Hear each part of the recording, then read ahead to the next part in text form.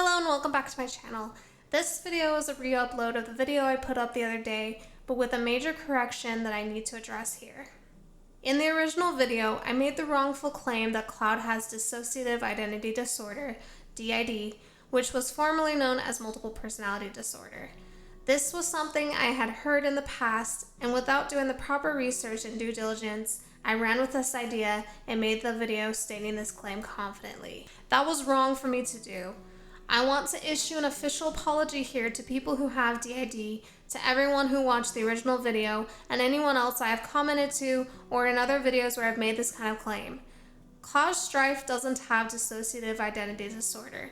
He has PTSD, and he was experimented on with Genova cells. Zach's death had such an impact on him that he repressed his death and replaced Zach in those memories with himself and picked up his mannerisms. Genova is an alien that manipulates her victims by shape-shifting into someone they know. Since Cloud has Mako poisoning and these cells, it's very probable that that's the reason why he's able to take on Zach's memories and mannerisms as accurately as he does. And during rebirth especially, Sephiroth is able to have control over him. This also explains the Genova headaches as well as Cloud seeing Sephiroth. None of this has anything to do with DID, but everything to do with PTSD and cellular manipulation. Cloud still isn't acting like himself, and he still has lost himself, but that isn't the same thing as having Dissociative Identity Disorder. It was incredibly negligent, irresponsible, and wrong of me to take something I had heard and make serious claims like this about a disorder that I don't suffer from myself and don't have an expertise or understanding of, especially since I'm not a licensed professional and have no right to diagnose anyone. DID is a very complex disorder that real people have and isn't merely them not acting like themselves because of trauma, loss, and manipulation. In the future, I will be more thorough in my research for these videos, especially over something so important and delicate as mental health, and especially when speaking to a fandom that is already volatile and spreads misinformation constantly. In this case, I was the one spreading the misinformation that's very harmful to those who have DID, to the 500 or so people who watched the video. The last thing I want is for anyone to take what I say about things like this and take it as a reason to dumb down or invalidate anyone with DID, bully them, perpetuate negative stereotypes and biases towards them, or harm them in any way. I accept full responsibility for this mistake, and I sincerely apologize to everyone I have offended. I have let you all down, and I will do everything I can to fix this, to not repeat a mistake like this in the future and not bring harm to entire communities. I will make a more conscientious effort to educate myself and to do my due diligence and research before putting up any kind of video or claim. So the video you're about to watch will have all remarks claiming that Cloud has DID removed, and will be much more accurate to what's actually going on inside his mind, which led to what Hollow is about.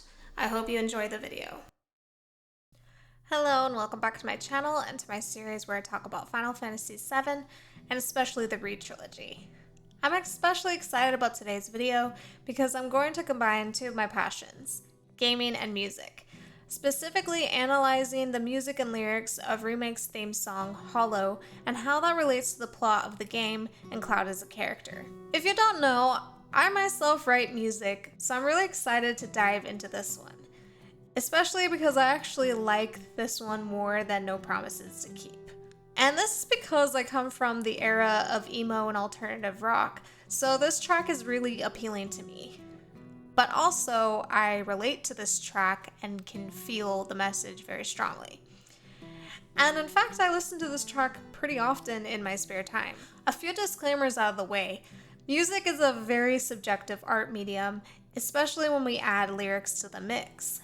I'm going to be very clear that this will be mainly my interpretation of the song based on how I perceive the games and Cloud as a character. I will also be using quotes from the game and the devs to support my take on this track, as well as my own analysis of the music and the lyrics. If you disagree with my take, that's fine as long as you're respectful about it.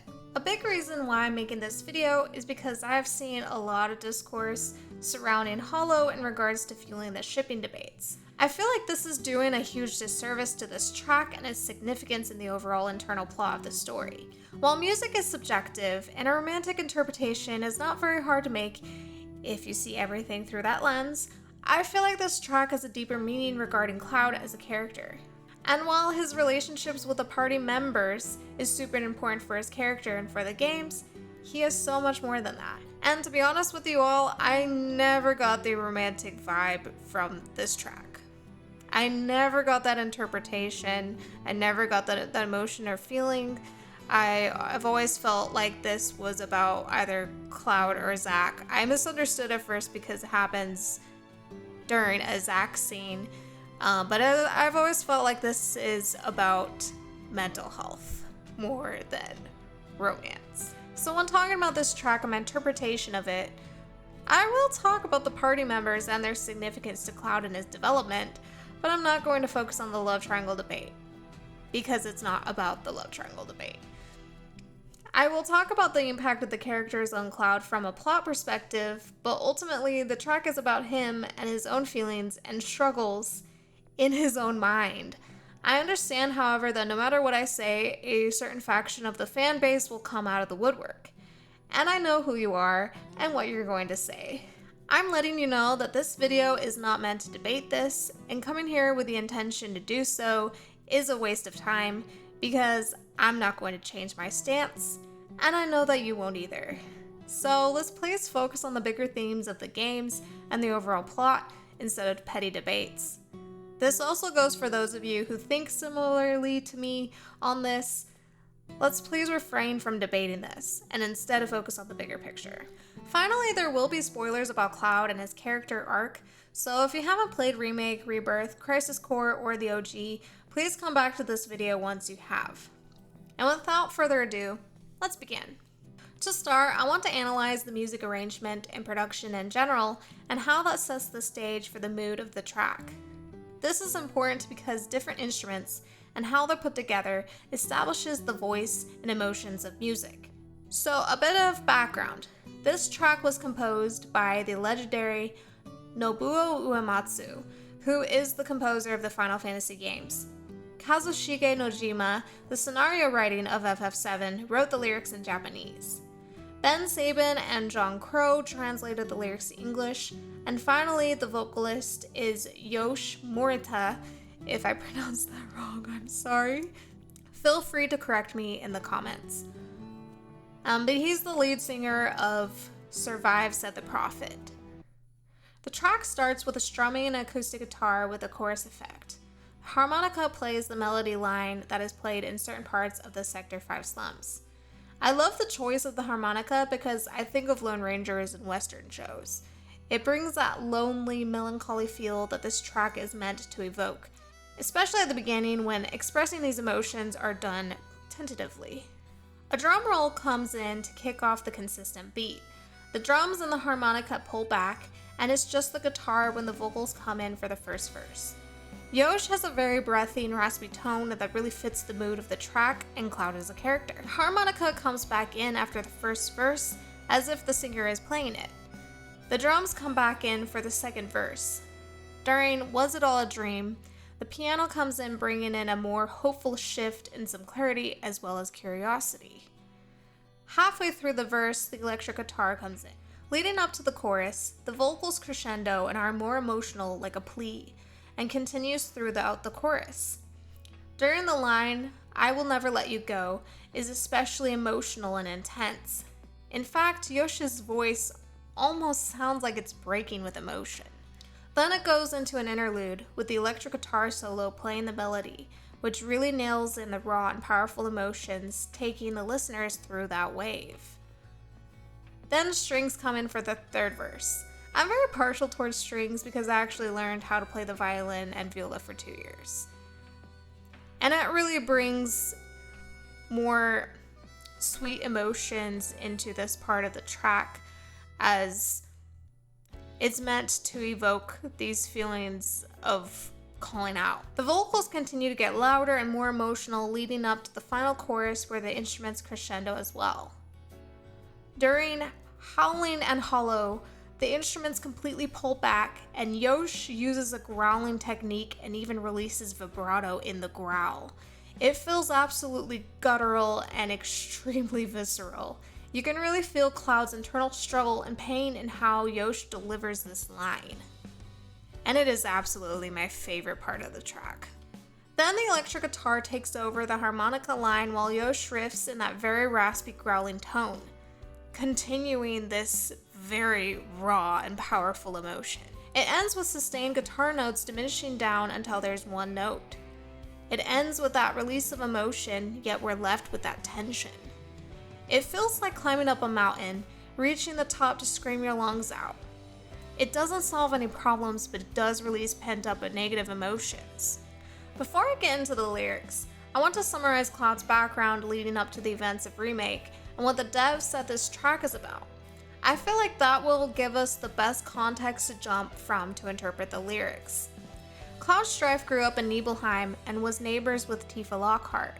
He was a loner kid in general who developed a complex when he failed to save Tifa from falling down Mount Nibel after her mom died. He got out of the situation with only scraped knees. Tifa, however, wasn't so lucky and went into a week-long coma. She hit her head, so naturally she had no recollection of what had happened. The other boys spread lies that Cloud egged her on to climb the mountain. Cloud didn't contradict their accounts, so everyone believed them, including her father, who wanted him to stay away from her. Cloud wanted to become stronger so that he wouldn't fail to save someone he cares about ever again. So when he was 13, he mustered up the courage to ask Tifa to the water tower. There, he told her of his plans to leave Nibelheim to become a soldier. There, she asked him to make a promise that if she's ever trapped or in trouble, that he would save her. So he makes that promise with her. Fast forward 3 years, he never makes it into soldier, but is instead an infantryman. During a mission, he becomes friends with Zack, who is a soldier. They later get sent on a mission to Nibelheim with Sephiroth. Ashamed that he failed to make it into soldier and afraid to face Tifa, he keeps his helmet on, concealing his identity. At the reactor, Sephiroth begins to piece together his origins. He locks himself in Shinra Manor for a week to research the Genova project, goes insane, and then leaves the manor only to light Nibelheim on fire, killing Cloud's mother, killing Tifa's father, and he nearly kills Tifa in front of him. After carrying Tifa to safety, enraged and encouraged by a wounded Zack, Cloud goes after Sephiroth, who runs him through. Cloud uses the sword as leverage, throwing Sephi into the reactor, and he falls into the life stream, killing him. Cloud finds his way out before collapsing near Zack. Hojo finds them injured later, and takes that chance to experiment on Cloud with Project S cells, which I will get into in another video. He eventually deems Cloud a failure and leaves him suspended in a Mako tank for 4 to 5 years. Zack breaks him out, but Cloud is comatose due to Mako poisoning. In an attempt to offset further damage, Zack finds a spare soldier uniform and puts him in it. Then he takes him with him to travel to Midgar. Before I go further, I want to talk about what the devs said about Hollow because it ties into what happens next with Cloud's story. The song is from Cloud Strife's perspective. In the official behind-the-scenes video, Uematsu instructs Yosh to make it fit Cloud's character. In a Famitsu interview, Uematsu explained that the song reflects Cloud's inner feelings, and Nojima clarified his intention with the lyrics was to write a ballad for a man who has lost something important to him. According to Uematsu, in the Final Fantasy VII Remake original soundtrack booklet, the image he had settled on was Cloud standing quietly in the rain, lost in thought, but howling in his heart. He further stated that the song is about the struggle of a man trying to escape a destiny he ultimately cannot. A man standing outside of himself, looking in, despairing that he is powerless alone, and searching for a way forward, frustrated and desperate. According to Tetsuya Nomura, in the same booklet, the song is meant to evoke images of a man standing alone in the rain, the cracked earth returning to life as the storm around him eventually clears to reveal a boundless horizon where a new journey awaits. Notice that there's nothing about Cloud's romantic feelings, but it's all about his internal struggles. For right now, I want to focus on the scene Uematsu painted because I believe it to be this one. When Zack is close to Midgar, he is ambushed by a horde of infantrymen. He does his best to fend them off, but eventually a bullet comes for his head. Cloud comes in time and goes to Zach's side. It's raining in the wasteland of cracked earth. Zach tells him that he is his living legacy, gives him the Buster Sword, and says that his honor and dreams are his now. Cloud repeats what he says despondently. As Zach dies, Cloud's eyes well up and he screams as if he's howling, all alone in the field while his friend dies right before him. There he represses the memory of Zach, which in part is due to his complex of failing to save the people he cares about being triggered here. This is how PTSD works. Your brain represses traumatic memories as a defense mechanism until you're ready to process the trauma. But the feeling remains, causing you to feel hollow, especially if the trauma is related to loss. And I can tell you from experience with my own PTSD that your body remembers these feelings even when your brain refuses to. That is absolutely what's happening here. I definitely plan on making a video doing a more extensive deep dive into Cloud's mental health, but this explains Cloud's behavior in the games as well as his internal struggle.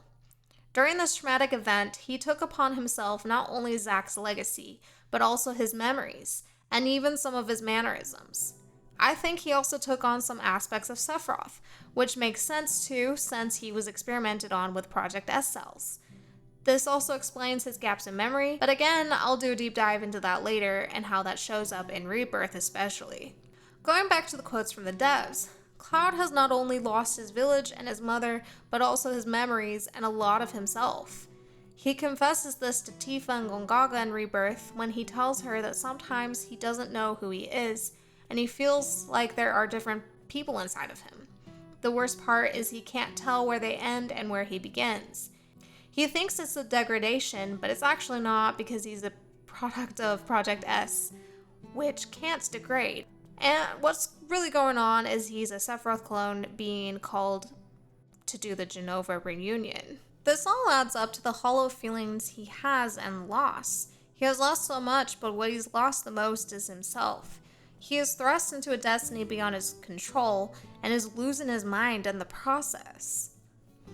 After Zach's death, Cloud is still in a catatonic state, but somehow manages to reach the train station in the Sector 7 slums and is found by none other than Tifa. He remembers her and snaps out of his catatonic state, but she notices that the things he's saying are off. She first notices when he says that it's been 5 years since he's seen her, when from her point of view, it's been 7 or 8 years. She notices that he remembers things he shouldn't and doesn't remember things that he should. Then he says that he plans on going far away and she doesn't want that, so she asks him to join Avalanche so that she can keep an eye on him. It's at this point that Cloud has become the soldier Cloud that's stoic and lacks empathy. But during the course of the games, the illusion is starting to crack as well as his mind. There are 2 more scenes in particular that I want to bring up from Rebirth before I go over the lyrics. First, in Nibelheim, he falsely remembers what happened to Zach, and in frustration asks how he could forget his friend, and then says that the degradation is hollowing him out bit by bit. Then in the Temple of the Ancients, Sephiroth appears to him to create an illusion of his memory on the plate and tells him that negative feelings are empty words to him because he is just Sephiroth's puppet. When Cloud runs him through, he tells him to fill his hollow heart with rage. I think it's important to state here that Sephiroth is preying on Cloud's fragile mental state and sense of hollowness in order to use him to further his goals. I go into this in my video about the reunion. Please check out that video if you haven't yet. It's long, but it's comprehensive about what I believe his goals are in the Re-trilogy, as well as Aerith's. But to sum up before I go into the lyrics, Cloud's headspace is an alphabet soup of mental illnesses and trauma.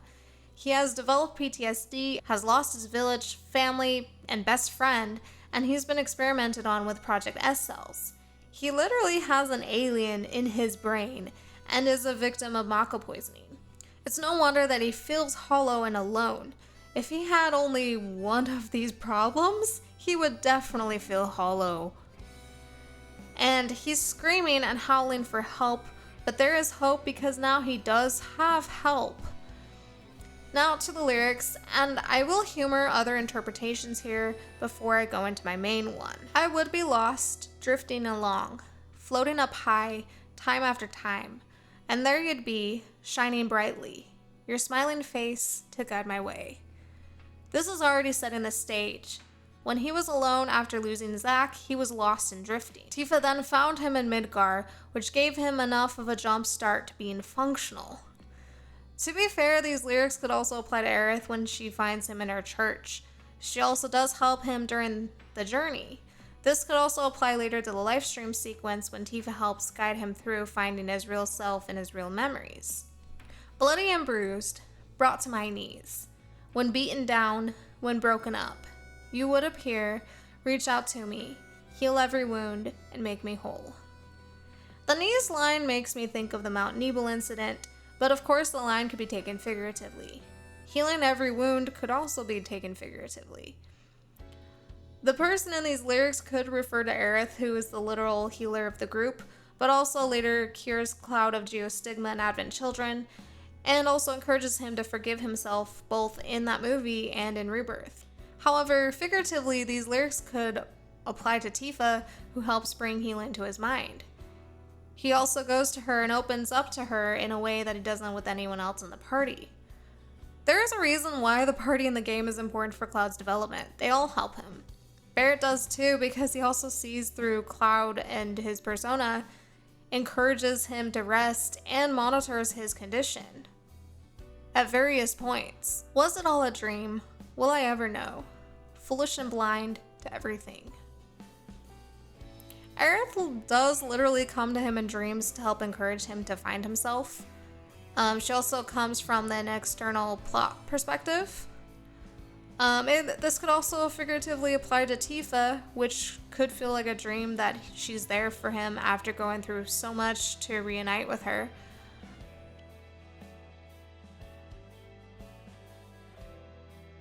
He's also foolish and blind to what's going on as he is losing his mind. He's also unaware that he's not acting like his true self. He's blind to that, but his body can feel it. He also has a hard time distinguishing what is real and what isn't. Had I realized, had I thought it through, would you be here in my embrace? He does literally embrace Tifa and Aerith in both games. Optional or not, doesn't matter because it's a hypothetical of how his relationships have progressed during those points in the story. It could apply to Aerith, who they all lose at the end of Rebirth. Cloud will have to confront the feelings of what if he had regained his memories before then and could have really stopped Sephiroth. Remember, he has a huge complex of failing to save the people he cares about. That started with failing to save Tifa on Mount Nebel, then when Zack dies, again in Gongaga when he loses himself and pushes Tifa in the pool of Mako. He shuts down when he came to and remembered what happened when his altar took over. Barrett had to slap him back into his senses. And it's happening at the end of Rebirth when he represses Aerith's death and replaces it with a fan fiction of being the hero and saving her because his mind cannot handle failing again. This is a pattern he has. Shine bright once more, guide me to you. Smile bright once more. This time I'll never let you go.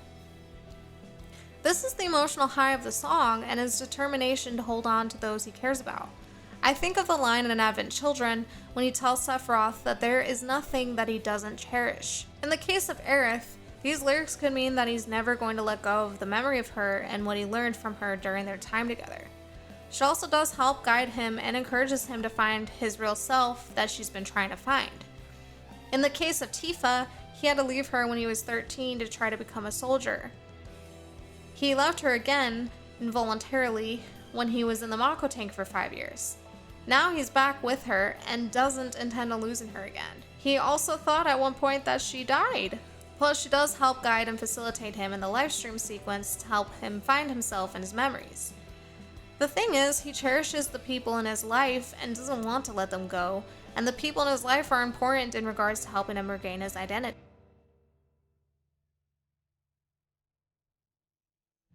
With your every smile, hiding something more.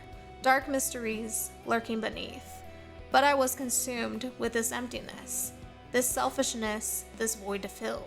The first half, again, could be interpreted to apply to both girls. For Aerith in Remake, she has knowledge of what's going to happen, which she keeps from the rest of the party. Red knows too when she touches him. In the case of Tifa, she knows that something is up with Cloud because his memory of the Nibelheim incident conflicts with hers, but she keeps this information from him because she's not only questioning her recollection, but she can see that his mental state is fragile and she doesn't want to exacerbate that further. And here is the third perspective. That's mine. His repressed true self is hiding something more, dark mysteries lurking beneath, which is the truth of what actually happened that he's repressing, that his mind is unable to process at the moment. During the games, Cloud is consumed with his own emptiness because he is unable to feel things like normal people do. He's numb to most things, but his mind is also constantly glitching because of PTSD as a protection and a defense mechanism because he is not ready to face the truth. He also filled the void with false memories. Hear me once more. Show me your smile. This time for sure. I'll see the truth hidden inside your tears. This is the chorus, but the lyrics have changed somewhat. And here I'm going to offer a different perspective because this is when it clicked for me. Maybe this isn't about Tifa and Aerith at all, but himself. I'll see the truth inside your tears. Maybe here he's admitting that he wants to face the memories that he's repressed of all that he has lost. He wants to find himself, hear his real self, be shown his real smile, and finally feel all the feels to come to terms with his loss. But I know that you're long gone, but I will go on, howling and hollow. Sure, this could apply to losing Aerith, but I really think that this is in reference to his true self. He feels like he is long gone. He can feel it, but he can't put his finger on it, that this is what he feels. So he's constantly howling inside because he doesn't know what to do about the hollowness he feels inside himself. So here's my ultimate interpretation of this track, and I want to put it in the context of when this song appears in-game. It's at the end of Remake when it's raining, which mirrors when it rains at the end of Crisis Core when he lost Zack. But this time it's when Zack is dragging a comatose Cloud and he crosses the livestream white, crossing Aerith and Cloud briefly. This track is about Cloud's loss of the people he cares about up to this point, but especially the loss of his real self. At this point, he hasn't lost Aerith yet, but he has lost Zack, and that was a pivotal point that triggered his.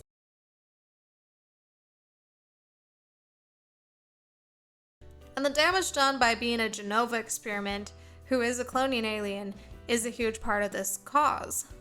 I think that Zack crossing at this point wasn't a coincidence, but was intentional. I think that in the third game, Cloud is going to have a conversation with Zack and come to terms with what really happened. I believe that there will be that cathartic moment that he never got to have in the OG game. Of course, I believe that will happen with Aerith too. The devs have stated that they're going to make a satisfying conclusion to the third game that is more satisfying than the end of the OG.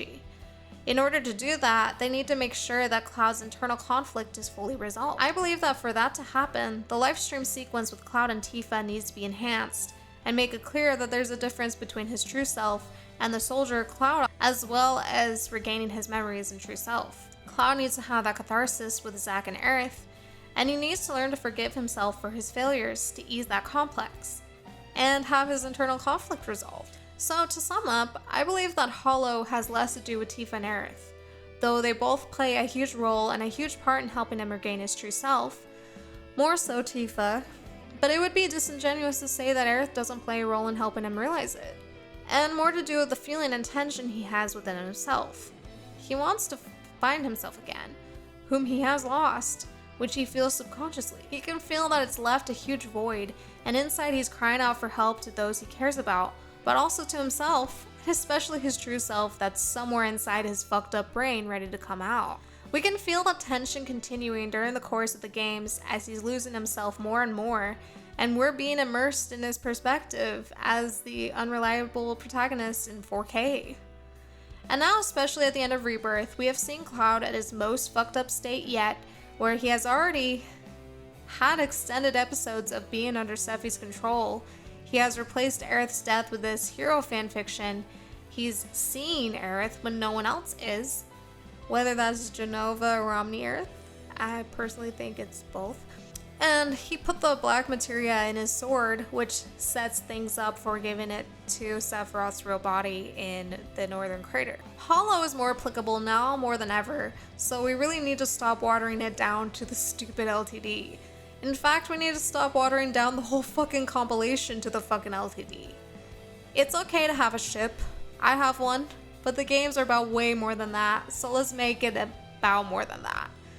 Hollow is about Cloud, his feelings, and his internal conflict with losing everything he cares about, but most importantly, losing himself. It's about his mind, not his love life. Yes, he cares about Tifa and Aerith. He doesn't want to lose them. He also cares about Barrett, Yuffie, Red, and even Kate, Vincent, and Sid, even though he doesn't know them that well yet. He cherishes everything he has, as they all have taught him so much and have helped him along both the external journey as well as his internal journey. They have helped him open up and relearn to care. That helps him fill that void it fills. They all help him in this conflict, and in this track he is calling to them, but he's calling to himself the loudest. And even with my ship, Clody, she still serves as a guide in the livestream sequence, but ultimately it's Cloud who decides for himself that he's ready, and then he finds himself. Tifa herself tells him that it was him who found himself. She was just there to help facilitate the process. I will say though, because I know that there are these people out there who deny this, she is the only one who can help him here in this process, because not only does she share those crucial memories with him, but she is the crux of the motivation behind these memories because of his feelings for her. And this isn't just me inserting my interpretation, but what is stated in the OG. So Tifa will not be replaced in this part of the third game with Aerith. The devs have been very faithful to the main story beats thus far, and they're not going to deviate that far with this one, guys. But I do strongly believe that Aerith and Cloud will still have their moment of catharsis. I believe that he will have that with Zack as well, so he can come to terms with his loss and begin to fully heal. I'm really excited to see it all in part 3. In conclusion, Hollow is a powerful track that really viscerally gives us a taste of that tension Cloud feels on the inside in his fucked up brain.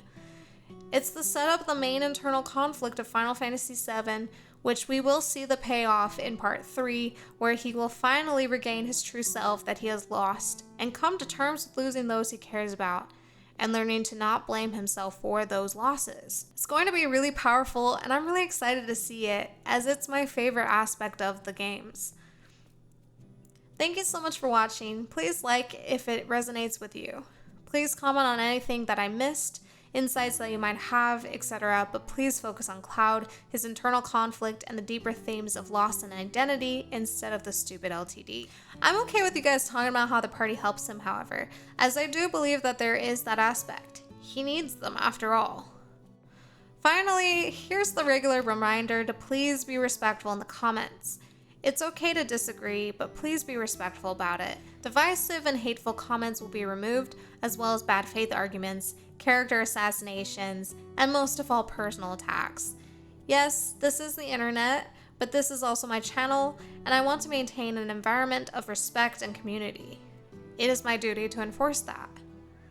Finally, please subscribe, as I will make more content like this. I also stream most Sundays, so please join me there. We have lots of fun. And with that, I'm off. Bye!